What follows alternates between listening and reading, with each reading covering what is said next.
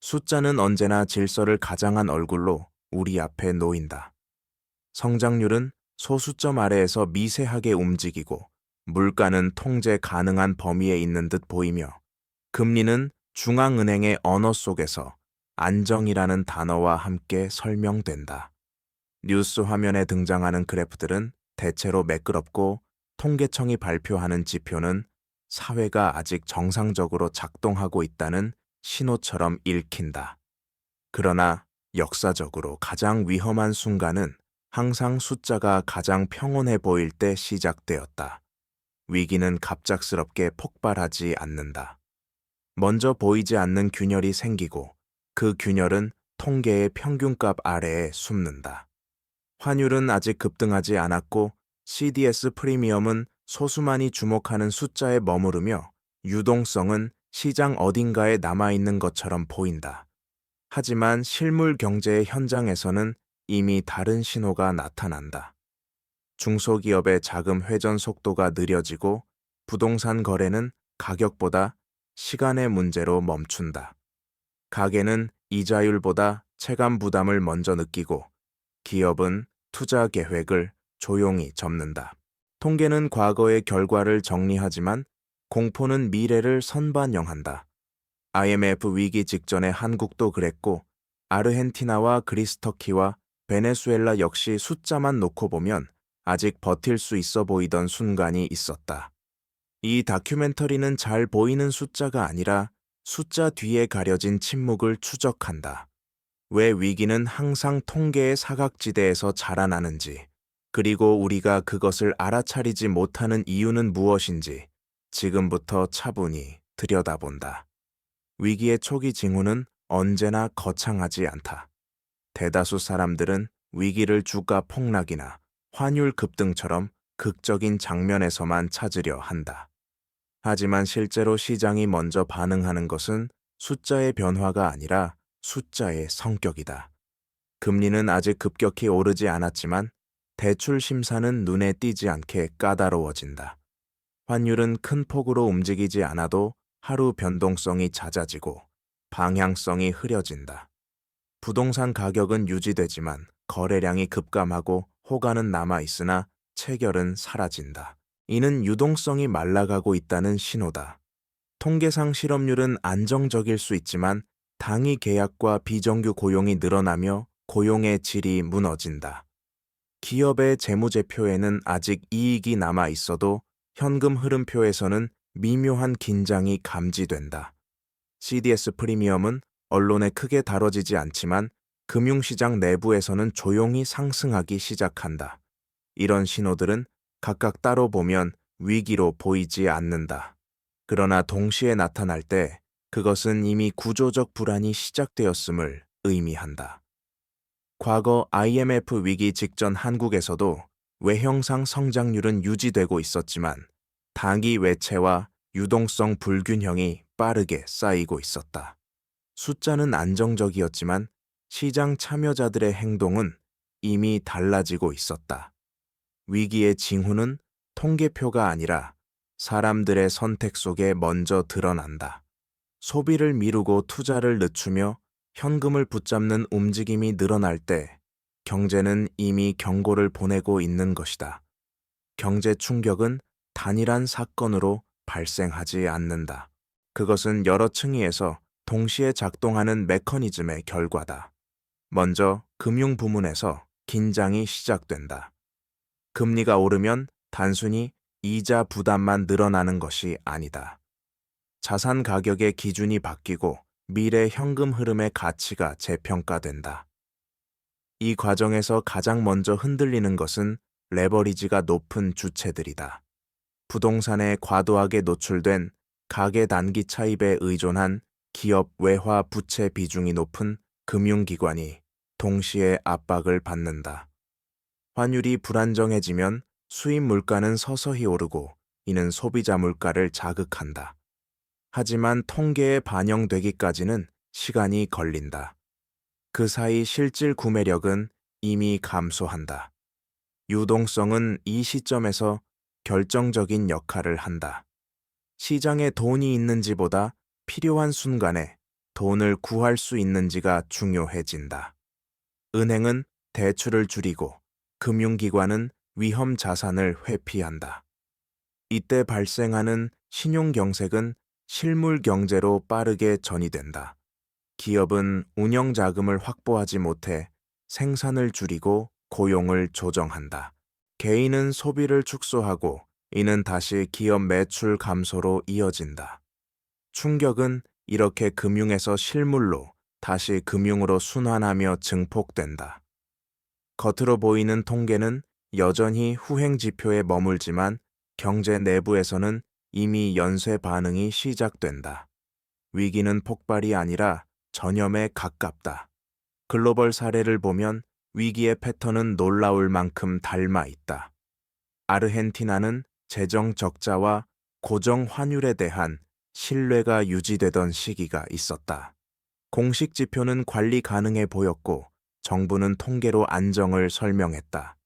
그러나 달러 유동성이 마르기 시작하자 환율 방어는 급격히 비용이 커졌고 CDS는 조용히 치솟았다. 결국 통계가 붕괴를 인정하기 전에 시장은 먼저 등을 돌렸다. 그리스 역시 재정 수치가 조정되기 전까지는 유로존 내부의 문제로 보이지 않았다. 성장률과 실업률은 늦게 반응했고 채권 금리는 갑자기 급등했다. 터키는 높은 금리와 불안한 환율 속에서도 한동안 성장을 유지했지만 외화 부채와 신뢰 하락이 겹치며 통화 가치가 급락했다. 베네수엘라는 통계가 현실을 반영하지 못하는 극단적 사례다. 물가는 통제되고 있다는 발표와 달리 실제 생활에서는 화폐 기능이 무너졌다. 이들 국가의 공통점은 숫자가 위기를 숨겨주었다는 점이다. 통계는 평균을 보여주지만 위기는 극단에서 시작된다. 그리고 글로벌 금융시장은 국가별 특수성보다 공통된 취약 지점을 먼저 공격한다. 이 사례들은 위기가 예외가 아니라 반복되는 구조임을 보여준다. 한국 경제에 미치는 영향은 항상 한 박자 늦게, 그러나 더 넓게 퍼진다. 한국은 개방도가 높은 경제 구조를 가지고 있어 글로벌 금융 환경 변화에 민감하게 반응한다. 금리가 오르고 달러가 강세를 보이면 가장 먼저 환율이 흔들린다.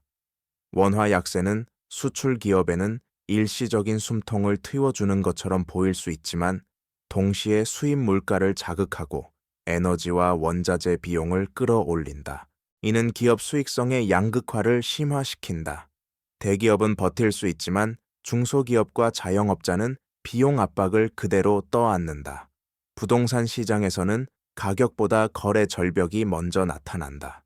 통계상 가격 하락은 아직 크지 않아도 실수요자는 대출 금리와 불확실성 앞에서 움직이지 않는다. 가계 부채가 많은 구조에서 금리 상승은 소비 위축으로 직결된다. CDS 프리미엄이 소폭만 올라가도 외국인 자금은 민감하게 반응하고 이는 주식과 채권 시장의 변동성을 키운다. 문제는 이런 변화가 개별 지표로는 위기로 보이지 않는다는 점이다. 그러나 동시에 발생할 때 한국 경제는 성장 둔화와 고용 불안이라는 이중 압박을 받는다.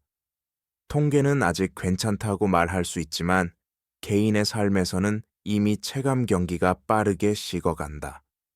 정부와 중앙은행의 대응은 언제나 숫자를 통해 설명된다.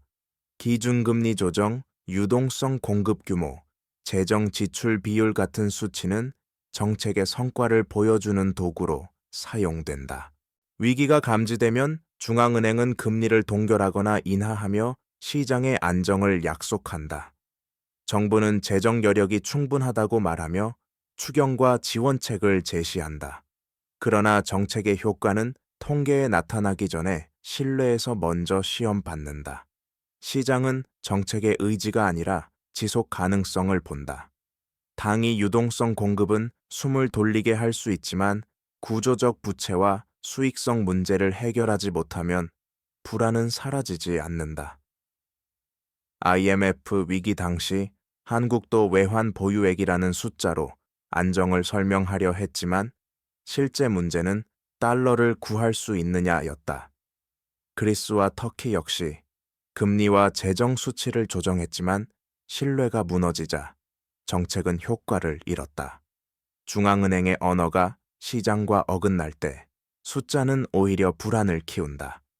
정책은 통계로 평가되지만 위기 속에서 작동 여부를 결정하는 것은 사람들이 그 숫자를 믿는지 여부다.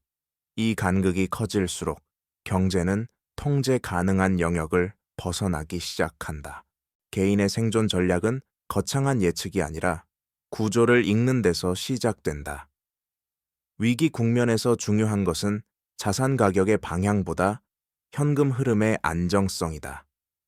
금리가 오를 때 가장 먼저 점검해야 할 것은 총자산이 아니라 상환 일정이다. 고정금리와 변동금리의 비중, 외화 노출 여부, 단기 부채의 규모는 통계가 아니라 개인의 위험도를 결정한다. 환율 변동은 여행 비용이 아니라 생활비와 직결된다. 수입 물가가 오르면 실질 임금은 빠르게 깎인다. 이 시기에는 수익률보다 유동성이 우선이다. 언제든 현금화할 수 있는 자산이 있는지, 예상치 못한 지출을 버틸 여력이 있는지가 중요해진다. 부동산과 주식은 회복의 서사를 약속하지만 위기의 초입에서는 시간을 요구한다. 소비를 줄이는 것은 비관이 아니라 선택의 폭을 넓히는 전략이다. 또한 정보의 출처를 분산해야 한다. 하나의 지표나 뉴스에 의존하면 판단이 늦어진다. 금리, 환율, 고용의 변화를 함께 보며 자신의 생활에 미치는 영향을 계산해야 한다. 위기는 모두에게 동일하게 오지 않는다. 준비된 사람에게 위기는 속도를 늦추라는 신호일 뿐이다.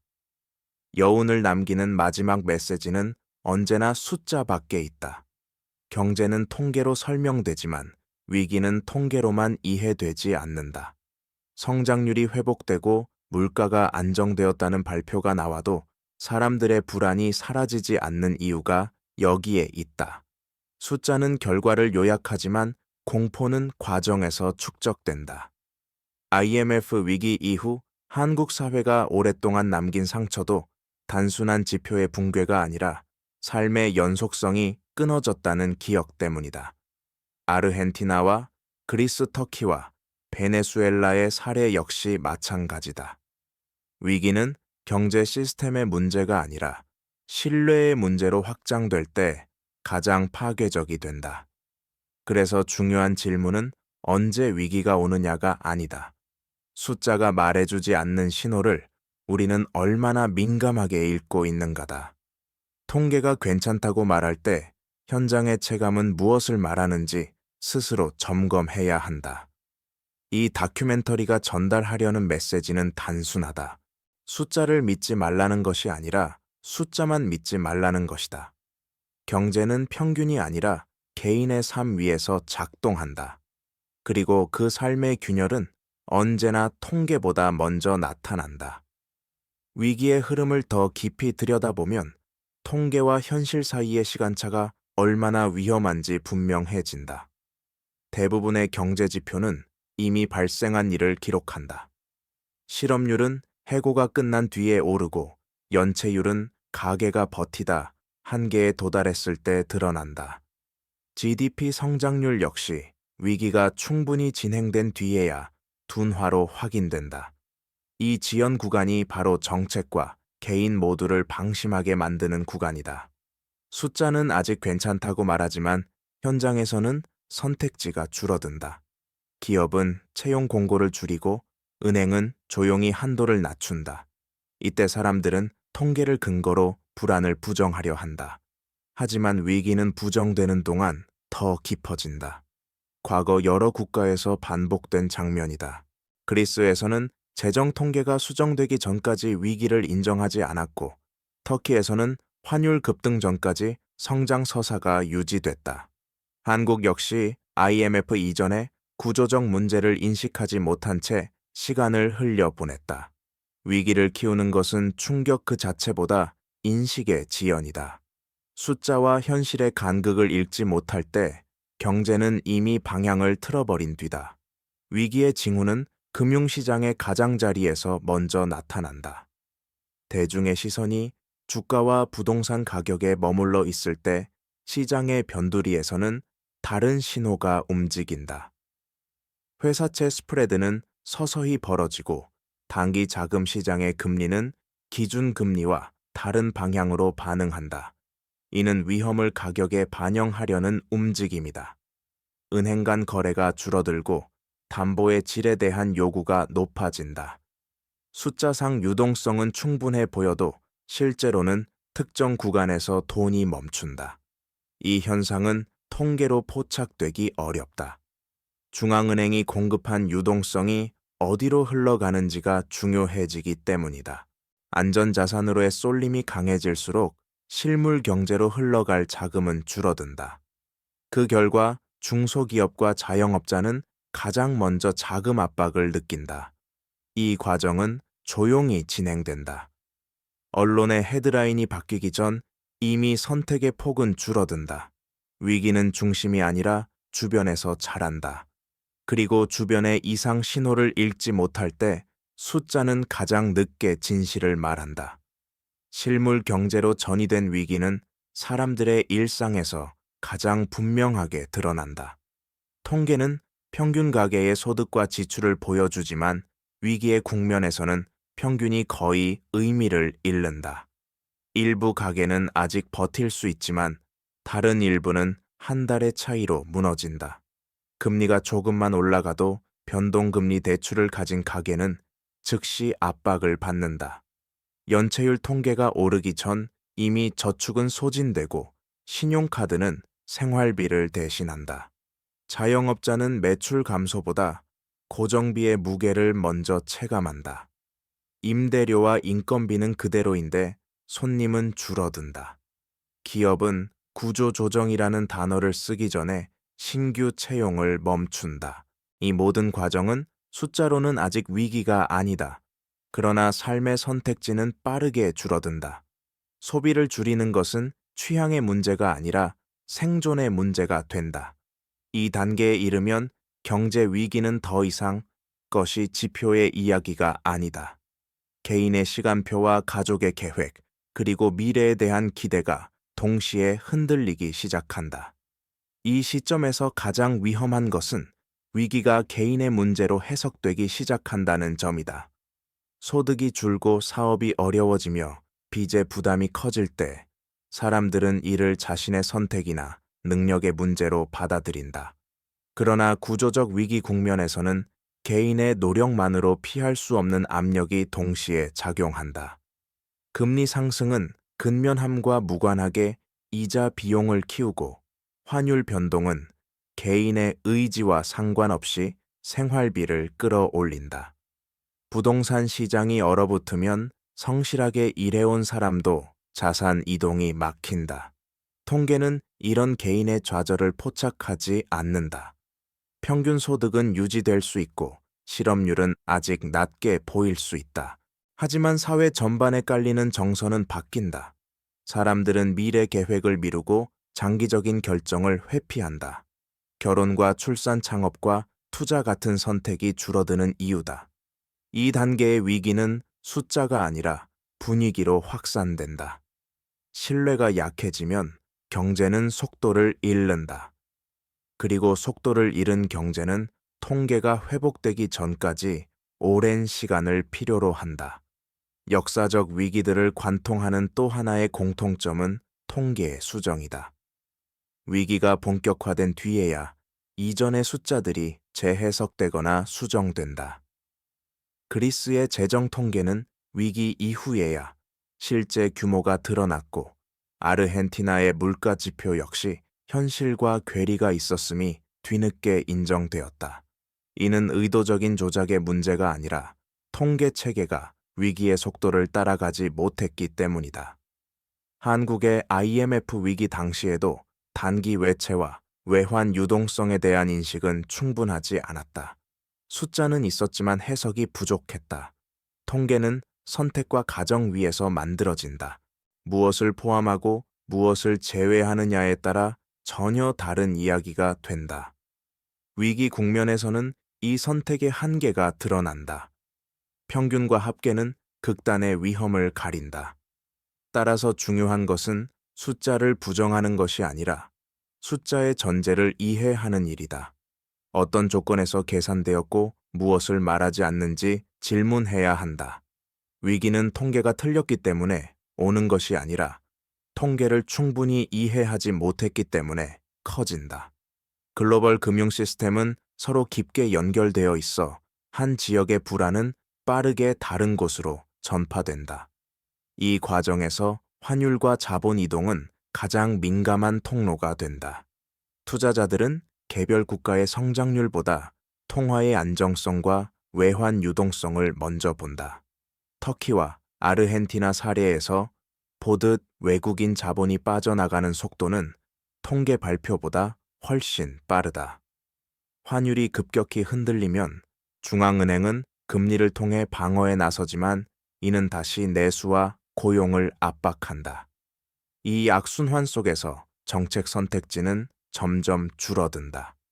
한국 역시 예외가 아니다. 외환 시장의 변동성은 국내 금융시장 전반으로 확산되고 이는 기업의 투자 결정과 가계의 소비 심리에 직접적인 영향을 미친다. 글로벌 위기는 항상 국내 문제처럼 나타난다. 통계는 이를 분리해 보여주지만 실제 경제는 하나의 흐름으로 움직인다. 이 연결성을 이해하지 못하면 위기는 항상 예상보다 크게 다가온다. 위기 국면에서 자주 등장하는 착각은 정책이 모든 것을 통제할 수 있다는 믿음이다. 정부와 중앙은행은 숫자를 통해 개입의 범위를 설명한다. 금리를 몇 차례 조정했고 유동성을 얼마만큼 공급했으며 재정 지출을 얼마나 늘렸는지가 강조된다. 그러나 경제는 기계처럼 반응하지 않는다. 같은 정책이라도 신뢰가 있을 때와 없을 때의 효과는 완전히 다르다. 시장이 정책을 신뢰하지 않으면 금리 인하는 자본 유출로 이어지고 유동성 공급은 자산 시장에만 머문다. 그리스와 아르헨티나에서 반복된 장면이다. 숫자로는 충분해 보였던 대응이 현실에서는 불안을 키웠다. 한국 역시 과거 위기에서 정책 여력이 충분하다는 설명과 달리 현장에서는 자금 경색이 먼저 나타났다. 통계는 정책의 의도를 보여주지만 결과를 보장하지 않는다. 위기 속에서 중요한 것은 얼마나 많은 숫자를 동원했느냐가 아니라 그 숫자가 신뢰로 연결되었느냐다. 이 간극이 커질수록 경제는 정책의 통제 범위를 벗어나기 시작한다. 시간이 흐를수록 위기는 새로운 형태로 모습을 바꾼다. 초기에는 금융 불안으로 시작되지만 장기화되면 사회 전반의 구조 문제로 확장된다. 고용의 불안정은 단기 실업보다 장기 소득 정체로 나타난다. 청년층은 일자리를 얻더라도 미래를 설계하기 어려워지고 중장년층은 재취업의 문이 좁아진다. 통계상 고용률은 유지될 수 있지만 체감되는 불안은 커진다. 부동산 시장의 침체는 자산 가격보다 이동성을 먼저 제한한다. 집을 팔 수도 사기도 어려운 상황에서 가계는 선택의 폭을 잃는다. 이 과정에서 불평등은 심화된다. 위기를 견딜 수 있는 자산과 정보 네트워크를 가진 집단과 그렇지 못한 집단의 격차가 벌어진다. 숫자는 평균을 보여주지만 평균 속에서 양극화는 가려진다. 위기가 길어질수록 회복은 더디고 사회적 비용은 누적된다. 이 단계의 위기는 단순한 경기 순환이 아니라 구조적 변화로 받아들여야 한다. 이런 구조적 위기 국면에서 시장이 가장 예민하게 반응하는 지표 중 하나가 신용이다. 신용은 숫자로 표현되지만 본질은 신뢰의 집합이다. 개인의 신용점수, 기업의 신용등급, 국가의 신용등급은 모두 미래에 대한 약속을 수치로 환산한 결과다. 위기가 시작되면 이 약속의 조건이 동시에 재검토된다. 은행은 대출 기준을 강화하고 기업은 거래처의 지급 능력을 더 엄격히 따진다. 국채 금리가 소폭만 상승해도 CDS 프리미엄은 더 빠르게 반응한다. 이는 위험이 아직 표면화되기 전 시장이 먼저 느끼는 불안이다. IMF 위기 이전 한국에서도 신용 경색은 실물 지표보다 앞서 나타났다. 그리스와 터키 역시 국가 신용에 대한 의심이 커지자 자본 조달 비용이 급격히 상승했다. 신용이 흔들리면 경제는 속도를 잃는다. 돈이 없는 것이 아니라 빌려줄 수 없게 되기 때문이다. 이때부터 위기는 숫자의 문제가 아니라 관계의 문제가 된다. 신뢰가 끊어진 경제는 통계로는 설명되지 않는 고통을 만들어낸다. 위기가 신뢰의 문제로 전환되는 순간 정책과 시장, 그리고 개인 사이의 거리도 달라진다. 평상시에는 중앙은행의 발언 한 줄, 정부의 전망치 하나가 시장을 안정시키는 역할을 한다. 그러나 신뢰가 약해진 국면에서는 같은 메시지가 오히려 의심을 키운다. 숫자가 많아질수록 질문도 늘어난다. 왜 이 수치가 필요한지, 왜 지금 발표되는지, 그리고 왜 이전과 설명이 다른지에 대한 의문이 쌓인다. 이때 사람들은 통계보다 행동을 본다. 정부가 말하는 안정과 달리 현장에서 대출이 막히고 기업이 투자를 미루며 개인이 현금을 움켜쥐는 장면이 반복되면 숫자의 설득력은 급격히 떨어진다. 아르헨티나와 베네수엘라에서 통계 발표가 신뢰를 잃은 이유도 여기에 있다. 숫자는 존재했지만 삶의 경험과 맞지 않았다. 한국 경제에서도 비슷한 장면은 반복되어 왔다. 정책은 정상 작동을 말하지만 사람들의 행동은 방어적으로 바뀐다. 이 괴리가 커질수록 위기는 더 깊어진다. 경제는 기대 위에서 움직이기 때문이다. 기대가 사라진 순간 숫자는 더 이상 미래를 설명하지 못한다. 이 지점에서 위기는 통계의 문제가 아니라 시간의 문제가 된다. 얼마나 빠르게 인식하고 얼마나 늦게 대응하느냐가 결과를 갈라놓는다. 위기를 겪은 국가들의 공통된 후회는 항상 같다. 조금 더 일찍 알았더라면, 조금만 더 빨리 구조를 바꿨더라면이라는 말이다. 그러나 당시에는 숫자가 그렇게 말해주지 않았다. 성장률은 아직 플러스였고, 재정 지표는 관리 가능해 보였으며, 환율도 임계선을 넘지 않은 것처럼 보였다. 문제는 경제가 임계점을 넘는 순간이 통계에 찍히는 순간과 다르다는 점이다. 균열은 축적되고 어느 날 갑자기 선택지가 사라진다. 이때는 정책도 개인도 동시에 어려운 결정을 강요받는다. 금리를 급하게 올리거나 내리고 세금을 늘리거나 줄이며 지출을 통제하거나 풀어야 한다. 개인 역시 소비를 끊거나 자산을 정리하는 결정을 내려야 한다. 위기의 고통은 이 결정의 강도에서 드러난다. 숫자가 말해주지 않는 것은 바로 이 시간차다. 위기는 갑작스럽게 오는 것이 아니라 오랫동안 무시된 신호들이 한꺼번에 비용으로 돌아오는 과정이다. 그래서 위기 국면에서 가장 중요한 능력은 예측이 아니라 해석이다. 숫자가 오를지 내릴지를 맞히는 것은 부차적인 문제다. 중요한 것은 왜 그 숫자가 지금 그런 모습을 보이는지를 읽는 일이다. 금리가 동결되었을 때 안도해야 할지, 오히려 경계해야 할지는 맥락에 따라 달라진다.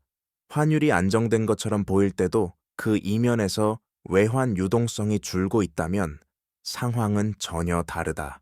부동산 가격이 유지되고 있어도 거래가 멈췄다면 시장은 이미 방향을 바꿨을 가능성이 크다. 위기 이전의 많은 국가들이 바로 이 해석의 단계에서 실패했다. 통계를 그대로 받아들이는 순간 사고는 멈춘다. 반대로 숫자의 배경을 질문하기 시작하면 선택지는 늘어난다. 개인에게도 마찬가지다. 소득이 유지된다고 안심하기보다 그 소득이 얼마나 지속 가능한지, 금리와 환율 변화에 얼마나 취약한지 점검해야 한다. 위기는 정보를 숨기지 않는다. 다만 해석하기 어려운 형태로 드러날 뿐이다.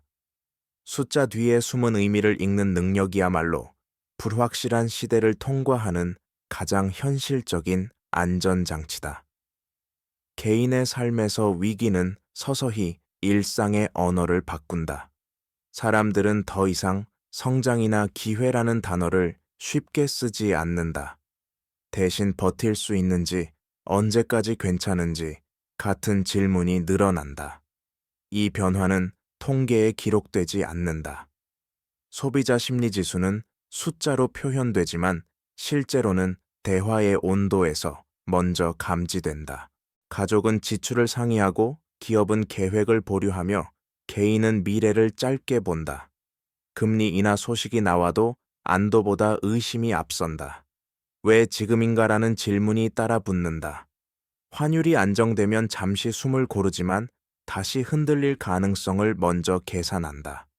이런 태도는 합리적인 방어다. 위기를 겪은 사회일수록 기억은 길다. IMF 이후 한국 사회가 오랫동안 빚과 안정에 민감해진 것도 같은 이유다. 아르헨티나와 그리스 터키에서도 비슷한 집단 기억이 남았다. 경제는 숫자로 회복을 선언할 수 있지만 사람들의 마음은 더디게 회복된다. 이 간극을 이해하지 못하면 정책도 시장도 번번이 예상에서 벗어난다. 위기의 진짜 잔상은 통계표가 아니라 사람들의 선택 속에 오래 남는다. 위기의 후반부로 갈수록 경제는 겉보기와 전혀 다른 방향으로 움직이기 시작한다. 일부 지표는 개선되는 것처럼 보인다. 성장률은 바닥을 찍고 반등 조짐을 보이고 물가 상승률도 둔화된다. 언론은 회복이라는 단어를 조심스럽게 꺼낸다. 그러나 이 시기의 회복은 매우 불균등하다. 자산 시장은 먼저 반응하지만 실물 경제와 가계소득은 뒤따르지 못한다. 주가와 부동산은 정책 유동성을 흡수하며 움직이지만 고용과 임금은 정체된다. 숫자는 회복을 말하지만 체감은 여전히 위기다. 이 괴리는 사회적 피로를 키운다.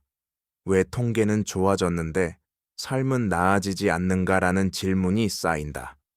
그리스와 아르헨티나에서 나타났던 장면이다. 공식 수치는 안정을 말했지만 시민들의 일상은 이전으로 돌아가지 못했다. 한국 경제 역시 위기 이후 회복 국면에서 비슷한 논쟁을 반복해왔다. 이 단계에서 중요한 것은 속도를 조절하는 것이다. 무리한 낙관은 다시 불균형을 키운다. 회복기의 숫자는 위기의 끝이 아니라 새로운 선택의 시작점일 뿐이다. 이 지점에서 다시 숫자를 바라보는 방식이 중요해진다. 위기 이전에는 숫자가 목표였다면 위기 이후에는 숫자가 결과가 된다. 성장률 몇 퍼센트 물가 안정 범위 같은 목표치는 여전히 제시되지만 그것이 삶의 질을 자동으로 보장하지는 않는다. 회복 국면에서 금리가 낮아져도 대출을 감당할 수 없는 가계는 여전히 움직이지 못한다. 환율이 안정되어도 수입 물가의 누적 효과는 쉽게 되돌아가지 않는다. 부동산 가격이 반등해도 거래가 살아나지 않으면 시장은 기능을 회복했다고 보기 어렵다. 이때 통계는 방향성을 보여줄 뿐 깊이를 말해주지 않는다. 위기를 겪은 국가들이 공통적으로 마주한 과제는 숫자를 다시 믿게 만드는 일이 아니라 숫자가 의미를 갖도록 만드는 일이었다. 그리스는 긴축 이후에도 사회적 신뢰 회복에 오랜 시간이 필요했고, 아르헨티나는 반복되는 위기로 통계 자체에 대한 불신이 남았다. 한국 역시 위기 이후 숫자가 삶과 얼마나 연결되는지를 끊임없이 질문해왔다. 회복은 선언으로 끝나지 않는다. 숫자가 다시 사람들의 선택에 영향을 미치기 시작할 때, 그때 비로소 경제는 다음 단계로 넘어간다. 결국 위기를 통과한 사회가 마주하는 질문은 단순하다. 우리는 무엇을 기준으로 안정이라고 부를 것인가다. 숫자는 여전히 필요하다. 금리와 환율 물가와 성장률 없이는 경제를 논의할 수 없다. 그러나 그 숫자가 삶의 조건을 얼마나 반영하고 있는지 점검하지 않으면 같은 위기는 다른 모습으로 반복된다. 베네수엘라처럼 통계가 현실을 완전히 놓친 경우도 있었고, 터키처럼 숫자는 살아 있었지만 신뢰가 붕괴된 사례도 있었다. 한국 경제 역시 과거의 위기를 지나오며 지표 관리와 구조 개선 사이에서 선택의 어려움을 겪어왔다. 안정은 변동성이 사라진 상태가 아니라 변동성을 감당할 수 있는 여력이다.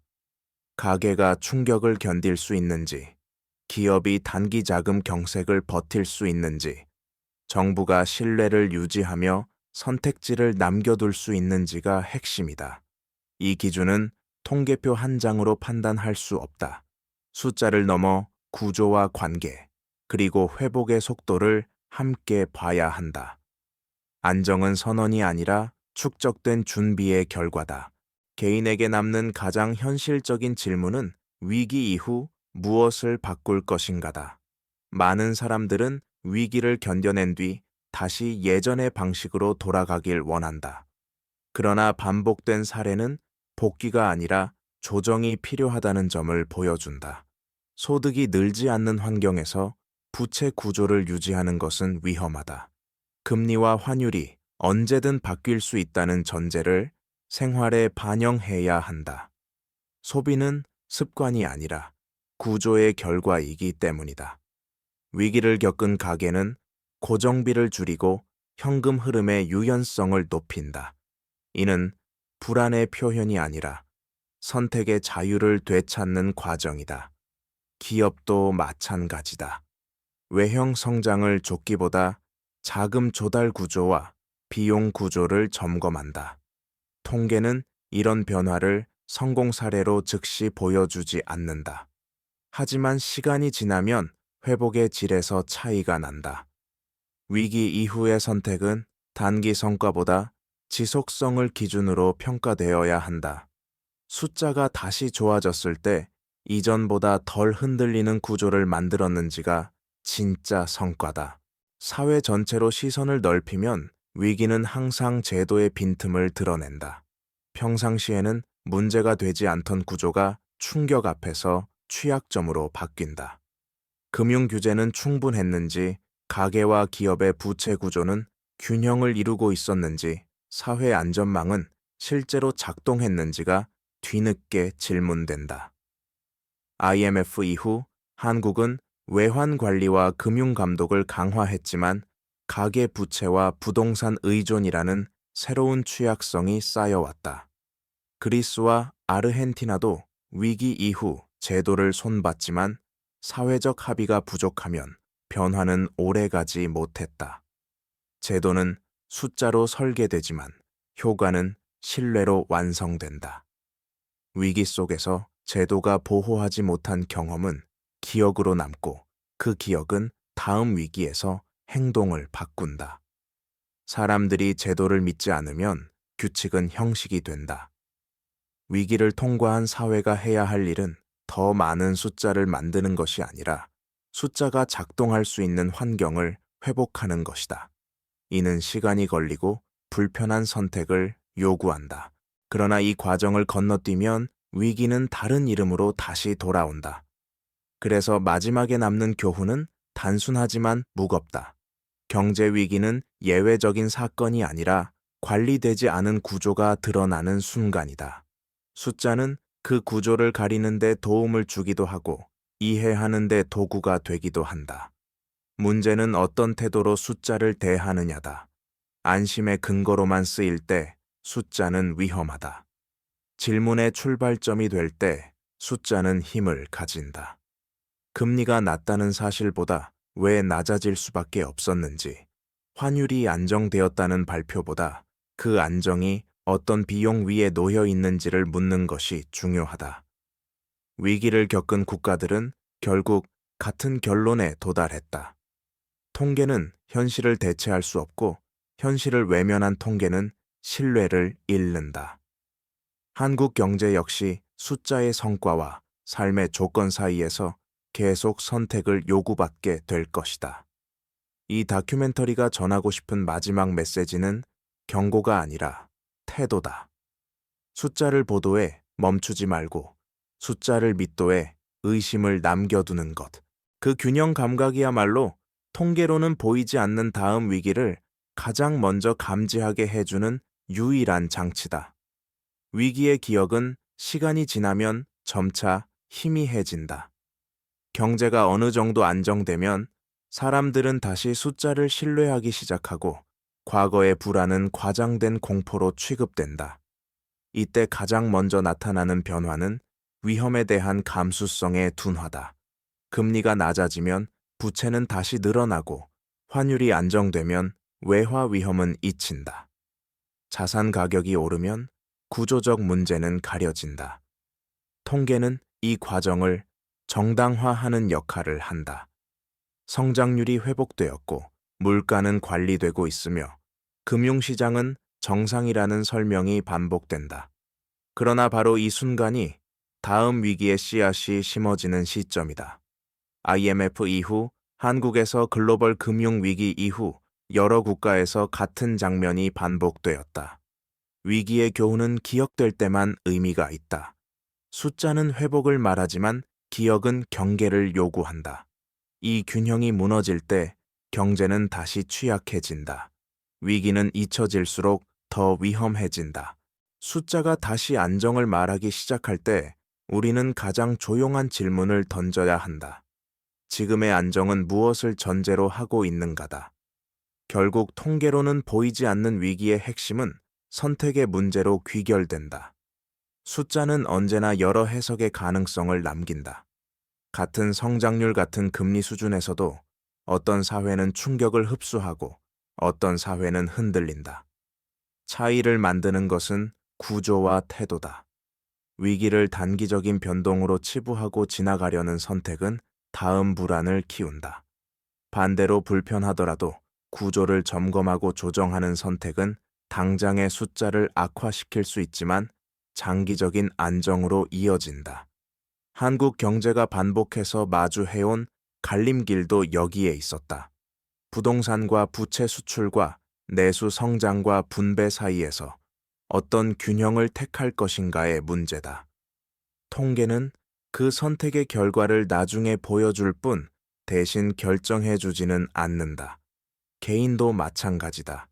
지금의 편안함을 유지할 것인지 아니면 변화를 감수하고 위험을 줄일 것인지 선택해야 한다. 위기는 외부에서 갑자기 닥치는 재난처럼 보이지만 실제로는 오랜 선택의 누적이다. 숫자 뒤에 숨은 공포는 미래의 문제가 아니라 지금의 선택이 만든 그림자다. 이 다큐멘터리는 숫자를 부정하지 않는다. 오히려 숫자를 더 진지하게 대하자는 제안이다. 금리와 환율, 물가와 성장률은 경제를 이해하는 중요한 언어다. 그러나 언어는 해석될 때만 의미를 갖는다. 통계로는 보이지 않는 위기는 숫자가 틀려서가 아니라 숫자만으로 충분하다고 믿을 때 자라난다. IMF 위기와 아르헨티나, 그리스, 터키, 베네수엘라의 경험은 모두 같은 방향을 가리킨다. 안정은 발표되는 것이 아니라 축적되는 것이다. 개인의 삶에서, 기업의 구조에서, 사회의 제도 속에서 작은 균형들이 쌓일 때 위기는 힘을 잃는다. 이 이야기를 끝내며 남기고 싶은 질문은 단 하나다. 지금 우리가 보고 있는 숫자 뒤에는 어떤 현실이 숨겨져 있는가다. 이 질문을 멈추지 않는 한 다음 위기는 통계가 아니라 우리의 태도에서 시작될 것이다.